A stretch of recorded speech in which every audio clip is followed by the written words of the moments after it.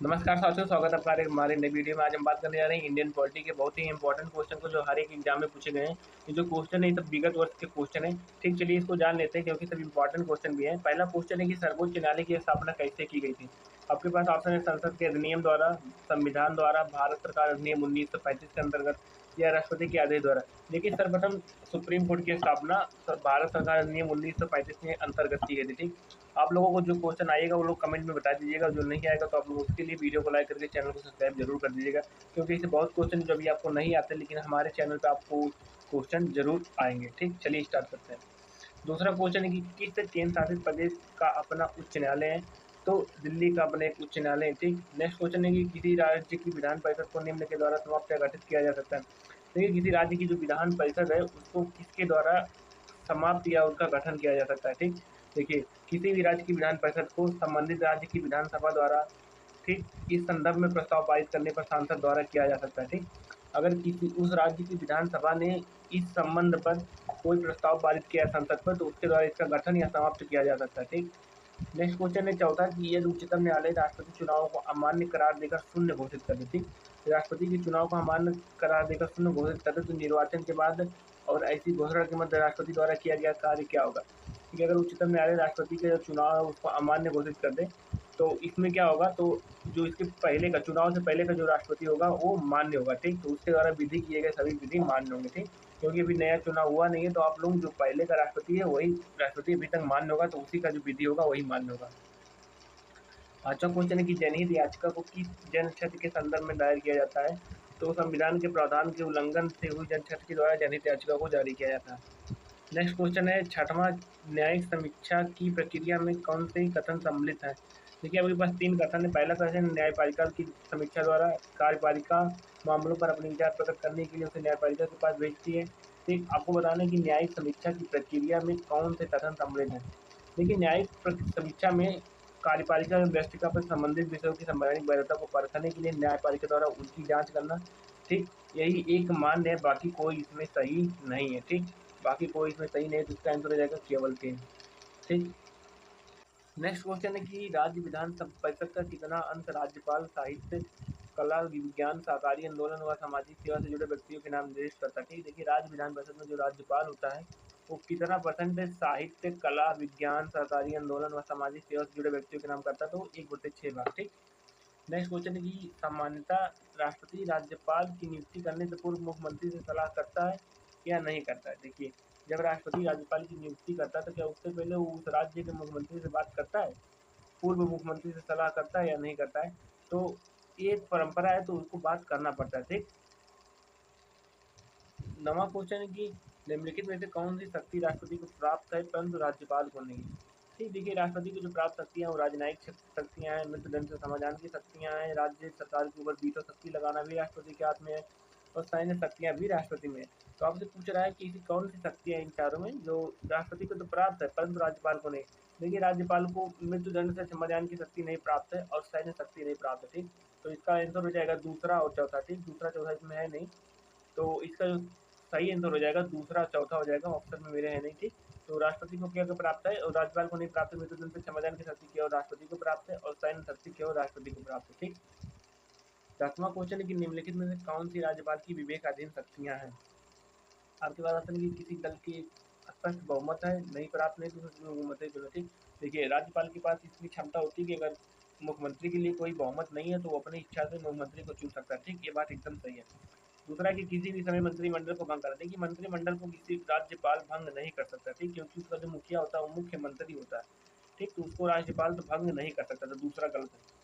राष्ट्रपति के विचार और किसी विधेयक को सुरक्षित रखना। ठीक, देखिए, जो राष्ट्रपति के विचार होते हैं उनको राज्यपाल सुरक्षित रखता है, तो इसका आंसर हो जाएगा 1 और 3। ठीक, 11वां क्वेश्चन है कि राज्यपाल द्वारा जारी अध्यादेश का किसके द्वारा अनुमोदन होना चाहिए। देखिए, जब राज्यपाल किसी राज्य का राज्यपाल कोई अध्यादेश जारी करेगा तो उसका राज्य विधानमंडल से ही संपर्क रहेगा सीधा, संसद में उसका कोई मान नहीं, राष्ट्रपति नहीं, किसी के द्वारा नहीं, तो राज्य विधानमंडल ही उसके अध्यादेश का अनुमोदन करेगा। ठीक, नेक्स्ट क्वेश्चन है कि जम्मू कश्मीर राज्य का संविधान बनाया है।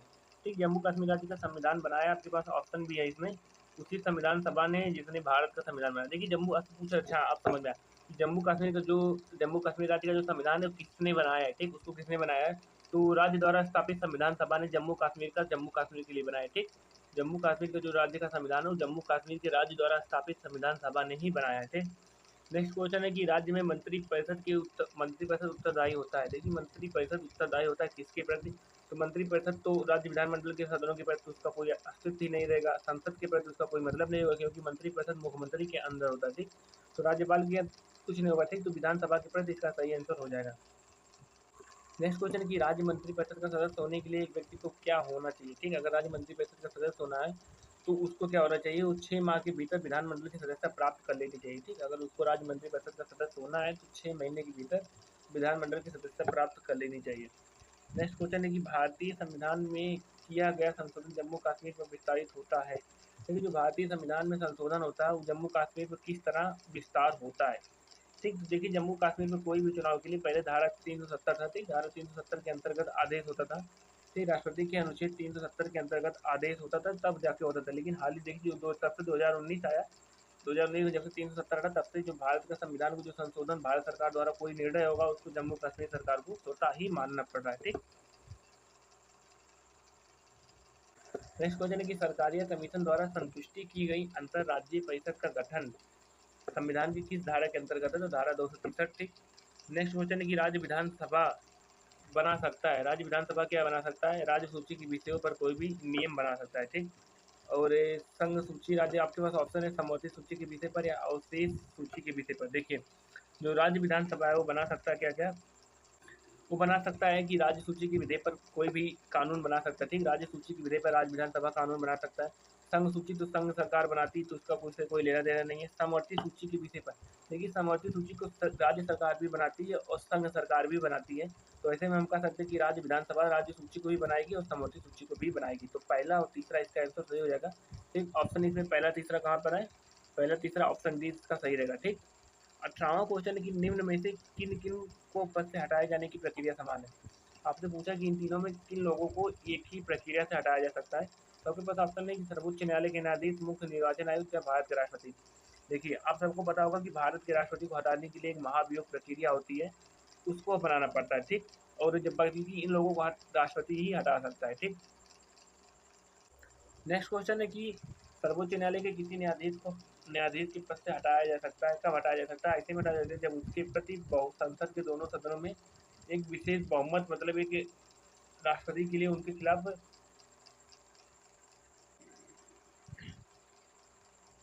नेक्स्ट क्वेश्चन है कि मुंबई उच्च न्यायालय में निम्नलिखित में से किस स्थान पर कोई न्यायपीठ नहीं है? तो मुंबई में, नागपुर में है, पणजी में है, औरंगाबाद में, पुणे में नहीं है। ठीक, आंसर हो जाएगा पुणे। ठीक, 20वां क्वेश्चन है कि निम्नलिखित में से किसके मामले उच्च न्यायालय और उच्चतम न्यायालय दोनों की अधिकारिता में आते हैं?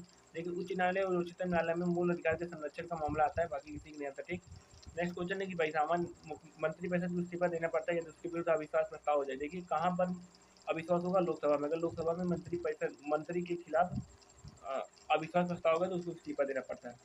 नेक्स्ट क्वेश्चन है कि संसद के किसी सदस्य को दल बदल के आधार पर अयोग्य घोषित करने के लिए निम्न में से किन किन परिस्थितियों का होना अनिवार्य है?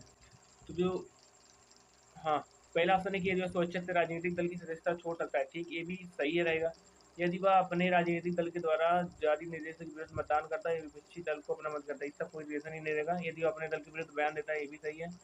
यदि वह दूसरी राजनीतिक पार्टी की सदस्यता ग्रहण कर लेता है, ये भी सही है। तो इसका आंसर हो जाएगा 1 2 4। ठीक, 1 2 4 इसका सही आंसर हो जाएगा।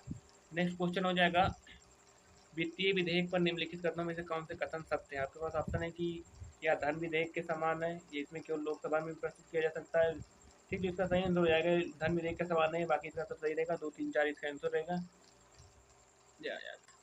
नेक्स्ट क्वेश्चन है कि क्या लोकसभा राज्यसभा द्वारा धन विधेयक के लिए कोई की गई सिफारिश को मानने को बाध्य है? नहीं, लोकसभा राज्यसभा की कोई धन विधेयक को मानने के लिए तैयार नहीं होती। नेक्स्ट क्वेश्चन है कि संसद के दोनों सदनों में किसी का भी सदस्य न रहकर कितने समय तक संविधान के मंत्री बन सकते हैं? 6 महीने तक आप रह सकते हो, उसके बाद आपको कोई पद लेना पड़ेगा, कोई पार्टी या अपनी अलग पार्टी बनानी होगी।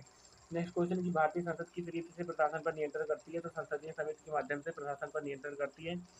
नेक्स्ट क्वेश्चन है कि संसद के संयुक्त अधिवेशन में विधेयक पारित होता है दोनों सदनों के कुल सदस्यों के 2/3 बहुमत के द्वारा ही संसद में संयुक्त विधेयक पारित होता है। ठीक, नेक्स्ट क्वेश्चन है कि वित्तीय विधेयक पर निम्नलिखित कथनों में से कौन सा एक सत्य है?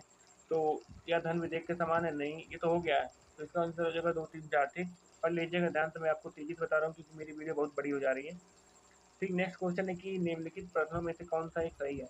भारत के संविधान के अनुच्छेद 75 में उपबंध है कि संघ की मंत्रिपरिषद सामूहिक रूप से लोकसभा के प्रति उत्तरदायी होगा, ठीक? और इसका कोई आंसर सही नहीं रहेगा। अनुच्छेद 75 में प्रधानमंत्री के बारे में चुना गया है, 74 में प्रधानमंत्री और 75 में प्रधानमंत्री इनका मुखिया होगा मंत्रिपरिषद का। तो मंत्रिपरिषद लोकसभा के प्रति उत्तरदायी होगा, अनुच्छेद 75 में लिखा गया है सीधी सीधी भाषा में। मैंने आपको प्रधानमंत्री वाली वीडियो में बताया हुआ है। भारत के संघ की कार्यपालिका किन से मिलकर बनती है? तो भारत के संघ की कार्यपालिका राष्ट्रपति, उपराष्ट्रपति और मंत्रिपरिषद का महान्यायाधीश से मिलकर बनती है, ठीक? नेक्स्ट क्वेश्चन है कि भारत के संविधान में निम्नलिखित में से क्या कथित है?